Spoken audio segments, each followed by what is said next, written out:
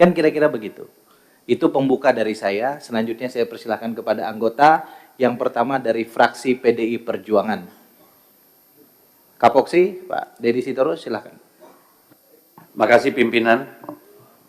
Tadi pantas kita semua bertepuk tangan untuk Pak Nusron. Kalau Pak Ketua nggak ajak tepuk tangan, saya akan ajak tepuk tangan buat Pak Nusron. Tapi nggak apa-apa sekali lagi untuk Pak Nusron.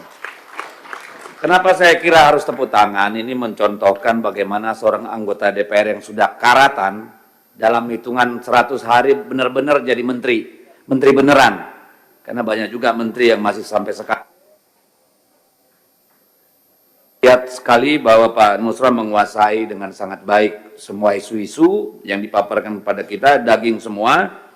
Bahkan ketika menyembunyikan sesuatu pun datar, sehingga seolah-olah kita nggak sadar gitu. Untuk itu, saya terima kasih Pak Nusron, banyak hal yang sudah disampaikan. Nah, pertama saya ingin tanya terkait anggaran. Di sini kan tentu anggaran itu kan kemudian ada output atau outcome. Saya tidak akan mengatakan pemotongan efisiensi anggaran itu sebagai efisiensi karena sampai 41% hampir 42,76 kalau nggak salah. Itu sudah pemangkasan anggaran. Pertanyaan saya, apakah juga mengubah rencana kerja dari ATR BPN? Atau masih tetap yang kemarin? Itu real, supaya kita nanti dalam evaluasi tidak menyalahkan Pak Menteri. Ngajukan mobil speknya ya dengan CC 3.300, lalu nanti kita audit, laporkan dengan CC 1.500, kan nggak fair. Ya, jadi saya ingin tahu konsekuensi dari pemangkasan anggaran itu ya terhadap capaian-capaian yang diusulkan berdasarkan rencana 2025 yang disusun tahun 2024. Itu yang pertama. Dan sini saya juga mau sampaikan bahwa jangan lupa bahwa APBN kita itu juga mendorong sektor real, sehingga harus juga diperhatikan pengaruhnya terhadap ekonomi real. Yang kedua Pak Nusron, saya menangkap semangatnya tadi secara substansial, bicara tentang keadilan pertanahan, juga kepastian hukum, dan soal sosiologis ketika bicara tentang katakanlah hak apa yang sudah terbitkan nih, hak ulayat, tanah ulayat. Cuma yang menjadi pertanyaan saya, kenapa hanya Kalimantan Barat nih? Apakah ini ada proses di mana pemerintah daerah atau provinsi terlibat sehingga kemudian mereka lebih dulu? Karena saya kira problem di Kalimantan Selatan, Tengah, Timur, dan Utara juga banyak sekali terkait tanah ulayat. Apakah tidak ada usulan dari sana Pak Menteri? Ya, ini kan perlu menjadi perhatian kita. Soal tanah ulayat ini, karena kita semua tentu paham bahwa persoalan tanah konflik agraria adalah bom waktu bagi negara ini. Ketika populasi terus bertambah, tanah semakin sedikit, ya, perubahan terjadi dalam dunia industri dan sebagainya, orang untuk makan perlu tanah.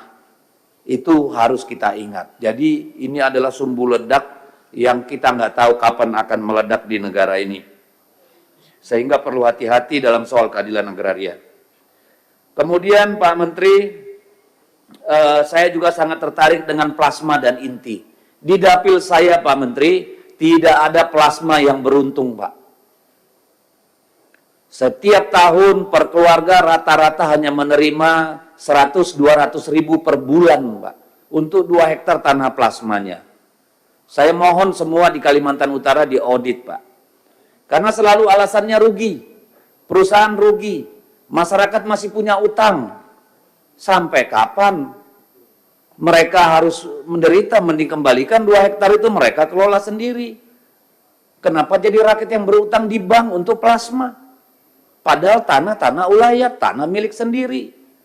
Ini saya kira Pak Nusron, saya sangat butuh perhatian khusus dari Kementerian Agraria di Kalimantan Utara ini Pak. Ada satu kabupaten Malinau lebih luas dari Jawa Barat Pak. Penduduknya hanya 85.000 kurang. tanahnya terdiri dari mungkin 70% hutan, 29%-nya konsesi, tambang dan segala macam, cuma mungkin di bawah 5% yang diduduki masyarakat. Padahal di sana, di Kalimantan Utara ini, ada PSN yang besar sekali, Pak. Yang pasti orang kampung, masyarakat adat nggak akan bisa berpartisipasi kecuali menjadi security atau cleaning service, Pak. Saya mohon ada keadilan untuk rakyat di sana. Dan saya lapor juga Pak Menteri, sahabat saya ini, belum ada kantor wilayah Pak di Kalimantan Utara Pak. Padahal Papua itu saya lihat ada beberapa sudah, padahal lebih dulu Kalimantan Utara dimekarkan tapi nggak ada kantor BPN wilayahnya. Jadi kalau ada pembagian sertifikat itu mungkin 80% diambil sama Kaltim Pak. Kaltaranya nggak kebagian. Ya, itu problem.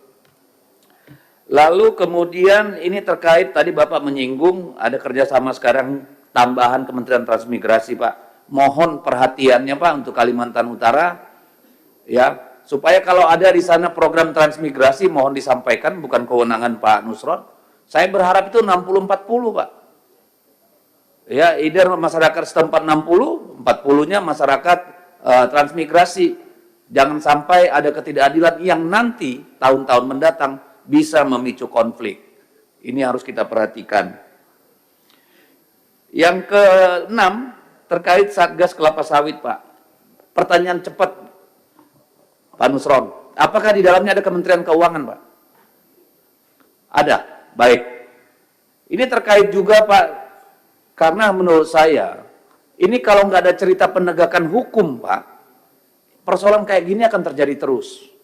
Saya mohon diaudit Pak, dan negara menghitung apakah sudah bayar pajak dengan benar juga ini. Jangan cuma haknya untuk mendapatkan sertifikat, kewajibannya pada negara bagaimana selama ini. Termasuk saya mohon Pak, semua HGU, kelapa sawit, HTI, dan sebagainya, apakah sudah dipetakan dengan benar. Sehingga kita bisa menghitung, apakah betul misalnya HGU diberikan 30.000 hektar, dia tidak menguasai 35.000 hektar. Sehingga 5.000 hektar itu selama ini tidak membayar pajak kepada negara. Ini kan sedang dibutuhkan negara, Pak. Itu salah satu cara untuk menambah pendapatan negara dari orang kaya, gitu, yang menipu terutama. Lalu kemudian soal tentu ini, soal tadi disampaikan Pak Nusron yang lagi rame ini soal pagar laut. Tadi mau saya tanya, ternyata semua yang sedang diributkan ini tidak satu pun di kawasan PSN ya Pak Nusron. Dan kemudian tentu menjadi pertanyaan apakah ini bagian dari siapa? Apakah mafia tanah itu sendiri? Terlepas dari PSN atau tidak?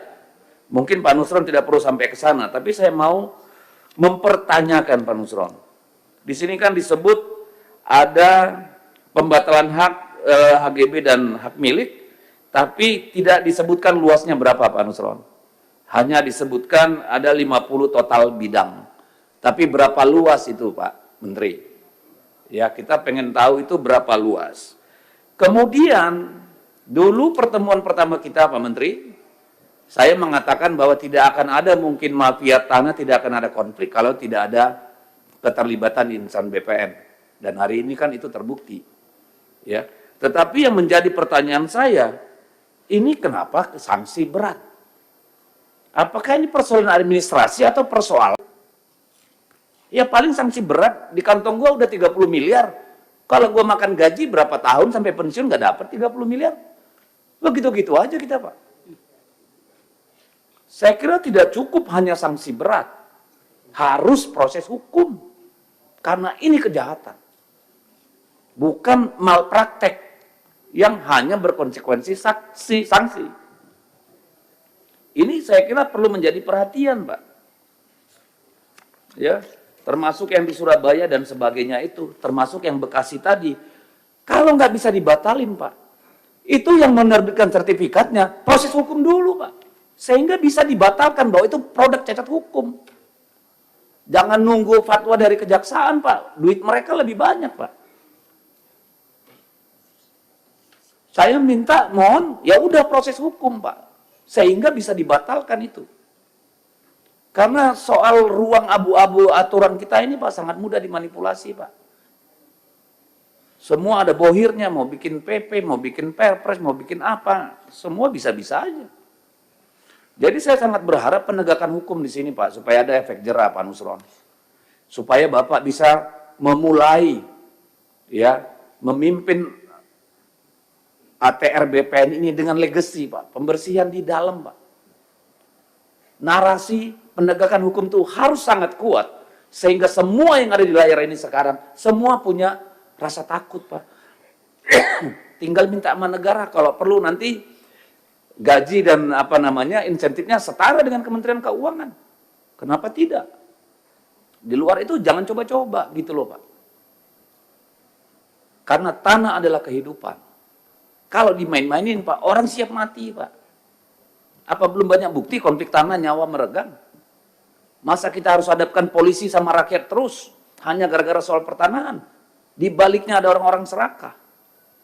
Narasi sebagai individu yang berhasil melakukan reformasi terhadap ATR BPN, Pak. Selama ini kita menganggap semuanya adalah sarang mafia, Pak. Mohon maaf saya, banyak sekali orang baik di BPN Agraria, Pak. Tapi kita lihat kejadian-kejadian bertahun-tahun ini kan nggak beda dari satu menteri ke menteri lain. Kemarin soal pagar laut itu yang bikin heboh apa? Akrobat-akrobat komunikasi, Pak. Ada yang ngaku bekas tambak, bekas abrasi. Ada yang tiba-tiba dicabut, ada yang nggak setuju dicabut. Ada yang ngaku ini, ngaku itu, akrobat, Pak. Itu yang membuat heboh ya mereka-mereka, bukan rakyat. Jadi dalam soal pagar laut ini pun, Pak, ya kami berharap penegakan hukum. Ini jangan hanya orang agrarianya yang kena, Pak. Yang bikin sertifikatnya kok lolos. Bersama-sama melakukan kejahatan kok. Mana mereka-mereka itu? Jangan kesalahan ini ditimpakan hanya kepada BPN Agraria, ATR Pak Nusron. Tadi saya singkat mendengar sudah setahun itu dikerjakan oleh Bareskrim. Lah, urusan kayak begini 1 tahun Bareskrim nggak kelar. Kan gila itu. Apa kita harus ganti Bareskrimnya? Kan ini persoalan kalau begini. Inilah realita pahit di lapangan, Pak. Semua bisa dibengkok-bengkokin. Hanya rakyat yang nggak mampu, Pak. Mereka hanya mampu diseret, dipukul ketika tanahnya mau diambil. Kalau bukan kita, lalu siapa yang bela mereka? Saya kira harus kuat, Pak Nusron, narasi penegakan hukum dalam urusan-urusan ini. Terima kasih, Pak Nusron. Mohon maaf kalau kurang berkenan semua. Terima kasih. Terima kasih, Bang Dedi Yefri Sitorus dari fraksi PD.